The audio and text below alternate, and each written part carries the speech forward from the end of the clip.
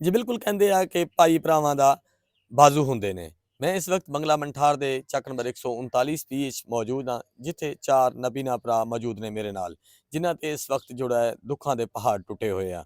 ਉਹਨਾਂ ਦਾ ਆਪਣਾ ਸਕਾ ਭਰਾ ਉਹਨਾਂ ਨਾਲ ਧੋਖਾ ਕਰ ਗਿਆ, ਖੂਨ ਸਫੈਦ ਹੋ ਗਿਆ। ਇਸ ਟਾਈਮ ਉਹ ਵਿਚਾਰੇ ਜਿਹੜੇ ਆ ਇੰਤਹਾਈ ਕਸਮ ਪੁਰਸੀ ਦੀ ਹਾਲਤ ਵਿੱਚ ਮੌਜੂਦ ਨੇ। ਉਹਨਾਂ ਕੋਲੋਂ ਜਾਣਦੇ ਹਾਂ ਵੀ ਉਹਨਾਂ ਦੀ ਕੀ ਸਟੋਰੀ ਹੈ ਜੀ।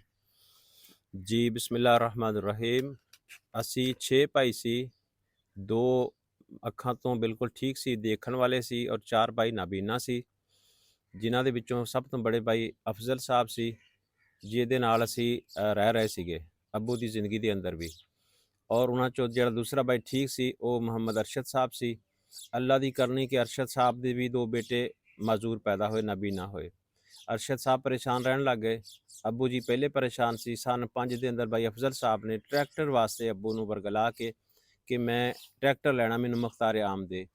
ਅੱਬੂ ਤੋਂ ਟਰੈਕਟਰ ਲੈ ਲਿਆ ਮੁਖਤਾਰ ਆਮ। ਉਹਦੇ ਅੰਦਰ ਪਤਾ ਨਹੀਂ ਕਿਸ ਚੀਜ਼ ਨੂੰ ਸ਼ਾਮਿਲ ਕੀਤਾ। ਫਿਰ ਉਸ ਮੁਖਤਾਰ ਆਮ ਦਾ ਗਲਤ ਇਸਤੇਮਾਲ ਕਰਦਿਆਂ ਹੋਇਆਂ ਸਨ 16 ਦੇ ਅੰਦਰ ਭਾਈ ਅਫਜ਼ਲ ਸਾਹਿਬ ਨੇ ਉਸ ਜ਼ਮੀਨ ਨੂੰ ਆਪਣੇ ਨਾਂ 'ਤੇ ਮੁੰਤਕਿਲ ਕਰਵਾ ਲਿਆ। ਫਿਰ ਸਨ 20 ਦੇ ਅੰਦਰ ਆਪਣੇ ਬੱਚਿਆਂ ਦੇ ਨਾਮ ਮੁੰਤਕਿਲ ਕਰਵਾਤਾ। ਸਨ 25 ਦੇ ਅੰਦਰ ਜਦੋਂ ਅਫਜ਼ਲ ਸਾਹਿਬ ਦੀ ਵਫਾਤ ਹੋ ਗਈ, ਫਿਰ ਸਾਨੂੰ ਪਤਾ ਚੱਲਿਆ ਕਿ ਜ਼ਮੀਨ 'ਤੇ ਜਿਹੜੀ 100 ਕਨਾਲ ਸੀ ਉਹ ਚਲੀ ਗਈ ਹੈ ਸਾਡੀ। ਲਿਹਾਜ਼ਾ ਹੁਣ ਸਾਡੀ ਹੁਕੂਮਤ ਪਾਕਿਸਤਾਨ ਨੂੰ ਗੁਜ਼ਾਰਿਸ਼ ਹੈ ਕਿ ਇਸ ਵਕਤ ਭਾਈ ਅਰਸ਼ਦ ਸਾਹਿਬ ਦੇ 2 ਬੇਟੇ ਨਾਬੀਨਾ ਔਰ 3 ਭਾਈ ਅਸੀਂ ਨਾਬੀਨਾ ਮੌਜੂਦ ਹਾਂ। ਸਾਡੀ ਗੁਜ਼ਾਰਿਸ਼ ਹੈ ਕਿ ਸਾਨੂੰ ਇਨਸਾਫ ਦਿਵਾਇਆ ਜਾਏ। ਸਾਡਾ ਕੇਸ ਚੱਲ ਰਿਹਾ ਕੋਰਟ ਦੇ ਅੰਦਰ। ਅਸੀਂ ਅਦਾਲਤਾਂ ਦੇ ਚੱਕਰ ਲਗਾ ਕੇ ਕਰਜ਼ਾ ਲੈ ਕੇ ਥੱਕ ਚੁੱਕੇ ਹਾਂ।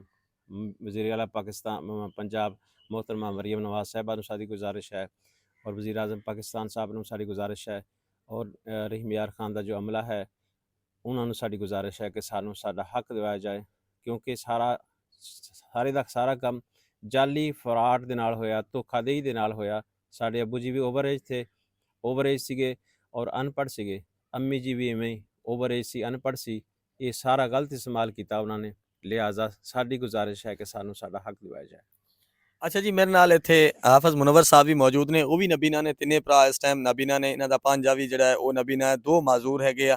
ਹਾਫਿਜ਼ ਸਾਹਿਬ ਤੋਂ ਪੁੱਛਦੇ ਆ ਵੀ ਕੀ ਸੂਰਤ ਹਾਲ ਹੈ ਜੀ। ਆਪ ਸਾਹਿਬ ਦੱਸਿਓ।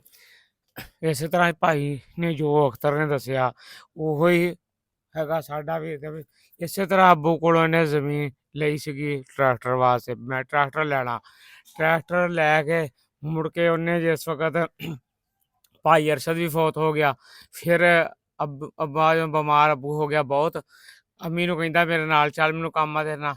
ਉੱਥੇ ਜਾ ਕੇ 100 ਕਨਾਲ ਜਿਹੜੀ ਸੀਗੀ ਅੰਮੀ ਦੇ ਨਾਲ ਲਵਾਤੀ। ਅਤੇ ਥੋੜ੍ਹੇ ਜਿਹੇ ਦਿਨਾਂ ਬਾਅਦ ਅੱਬੂ ਜਿਹੜੇ ਫੌਤ ਹੋ ਗਿਆ, ਫਿਰ ਅੰਮੀ ਨੂੰ ਕਹਿੰਦਾ 1 ਕਨਾਲ ਦਾ ਹੋਰ ਰੌਲਾ ਵਾ। ਉਹਨੂੰ ਖੜ ਕੇ 100 ਕਨਾਲ ਉਹਦੇ ਨਾਲ ਲਵਾਤੀ, ਆਪਣੇ ਨਾਲ ਲਵਾ ਲਈ। ਉਹ 100 ਕਨਾਲ ਆਪਣੇ ਨਾਲ ਲਵਾਤੀ। ਸਨ 20 ਦੇ ਵਿੱਚ ਜਦੋਂ ਅੰਮੀ ਸਾਡੀ ਫੌਤ ਹੋਈ, ਉਸ ਤੋਂ ਕੁਛ ਮਹੀਨੇ ਪਹਿਲੋਂ ਉਹਨੇ ਆਪਣੇ ਬੱਚਿਆਂ ਦੇ ਨਾਲ ਲਵਾਤੀ। ਅਤੇ ਸਾਨੂੰ ਵੀ ਮੈਨੂੰ ਠੇਕਾ ਠੂਕਾ ਦਿੰਦਾ ਰਿਹਾ 6 ਕਿੱਲੇ ਦਾ। ਮੈਂ ਕਹਿਣਾ ਨਾ ਕਰਾ ਦੇ। ਉਹਨੇ ਕਿਹਾ ਜਦੋਂ ਦੂਸਰੇ ਭਰਾਵਾਂ ਦੇ ਨਾਂ ਕਰਾਊਂਗਾ ਅਤੇ ਤੈਨੂੰ ਵੀ ਤੇਰੇ ਨਾਂ ਵੀ ਕਰਾ ਦਊਂਗਾ। ਉਹ ਜਿਸ ਵਕਤ ਭਾਈ ਫੌਤ ਹੋ ਗਿਆ, ਜਿਸ ਤਰ੍ਹਾਂ ਭਾਈ ਨੇ ਦੱਸਿਆ ਸੀ, ਸ਼ਹਿਜ਼ਾਦ ਸਾਹਿਬ ਤੋਂ ਨਵਾਜ਼ ਸਾਹਿਬ ਨੂੰ ਕਿਹਾ ਵੀ ਹੁਣ ਆਪਾਂ ਜਿਹੜਾ ਵਾ ਇੰਤਕਾਲ ਕਰਾ ਲਈਏ। ਉਹਨਾਂ ਨੇ ਕਿਹਾ ਕਾਹਦਾ ਇੰਤਕਾਲ? ਉਹ ਤਾਂ ਅਸੀਂ ਆਪਣੇ ਬਾਬੇ ਤੋਂ ਲਈ ਹੋਈ ਆ। ਕਦੀ ਕਹਿੰਦੇ ਖਰੀਦ ਲਈ ਆ, ਕਦੀ ਕੁਛ ਕਹਿੰਦੇ, ਕਦੀ ਕੁਛ ਬਿਆਨ ਕਰਦੇ। ਅਸੀਂ ਭਾਈ ਰੁਲ ਗਏ ਆ। ਮੰਗਣ 'ਤੇ ਬਖੀਰ ਕਰ ਦਿੱਤਾ ਸਾਨੂੰ। ਨਹੀਂ ਕਿਤੇ ਕੋਈ ਸਾਨੂੰ ਕਰਜ਼ਾ ਦਿੰਦਾ, ਨਾ ਹੀ ਕੋਈ ਸਾਡੀ ਗੱਲ ਸੁਣਦਾ। ਅਸੀਂ ਰੁਲ ਕੇ ਅਸੀਂ ਹਕੂਮਤ ਅੱਗੇ ਦਰਖਾਸਤ ਕਰਦੇ ਹਾਂ ਵੀ ਸਾਡੇ ਜਿੱਦਾਂ ਵੀ ਹੈ ਸਾਡਾ ਸਾਥ ਦਿੱਤਾ ਜਾਵੇ, ਸਾਡਾ ਹੱਕ ਲੈ ਕੇ ਦਿੱਤਾ ਜਾਵੇ। ਧੋਖੇ ਨਾਲ ਹੀ ਅੱਬੂ ਤੋਂ ਲਈ ਆ, ਧੋਖੇ ਨਾਲ ਹੀ ਅੰਮੀ ਕੋਲੋਂ ਨਜਾਇਜ਼ ਇਸਤੇਮਾਲ ਕੀਤਾ। ਅਤੇ ਸਾਡਾ ਜਿਸ ਤਰ੍ਹਾਂ ਵੀ ਆ ਸਾਡੀ ਮਿੰਨਤ ਆ ਅਤੇ ਸਾਡਾ ਲੈ ਕੇ ਦੇਵੇ ਹੱਕ। ਅਸੀਂ ਨਬੀਨੇ ਮਾਜ਼ੂਰ ਆ, ਕਿੱਥੇ ਜਾਈਏ, ਕਿੱਥੇ ਧੱਕੇ ਖਾਈਏ, ਸਾਡੀ ਕੋਈ नहीं सुनता। अच्छा जी, भाई मुनव्वर का कहना है कि वो नबीना है और मोहताज हैं।